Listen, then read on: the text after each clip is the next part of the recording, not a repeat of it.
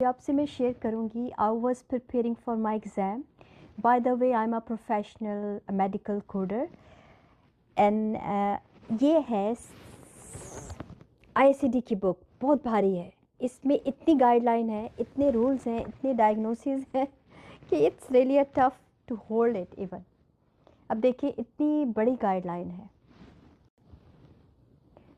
और इतनी सारी गाइडलाइन के साथ हम डॉक्टर्स के नोट्स को रीड आउट करते हैं प्रॉपरली, फिर हम उस पर कोड को पिक करते हैं अकॉर्डिंग टू द गाइडलाइन, और फिर वो हम इंश्योरेंस कंपनी को सेंड करते हैं और वो अप्रूव करती है और फिर वो रिम्बर्समेंट करती है। अब अगर हम उस रूल को फॉलो नहीं करते तो रिजेक्शंस आ जाती हैं, और ये सारी गाइडलाइन, ये सारे कोड जो हैं, ये हमें फाइंड करने पड़ते हैं।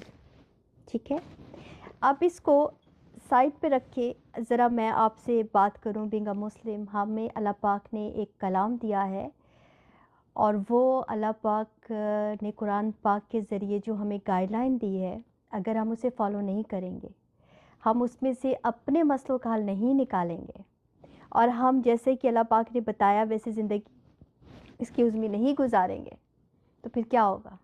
फिर डिनाइल्स आएंगे, रिजेक्शंस आएंगी, फिर हमें वो बीमारियां लगेंगी जिसका कोई हल नहीं है। आपसे मैं, अगर हम अपने मसले का हल कुरान के ज़रिए से लेते हैं और कुरान के मुताबिक ज़िंदगी गुजारते हैं, तो फिर हमारी लाइफ बहुत आसान है, बहुत इजी है। क्योंकि गाइडलाइन को फॉलो करके चलना तो बहुत इजी है, जब गाइडलाइन से हटते हैं तो हमें नुकसान होता है। कभी गौर करें इस बात पर और देखें कि अल्लाह पाक ने जो हुक्म, जो अहकामात हमारे लिए लिखे हैं, उसमें हमें कितना कितना फ़ायदा है। इनफैक्ट हमारा ही फ़ायदा है।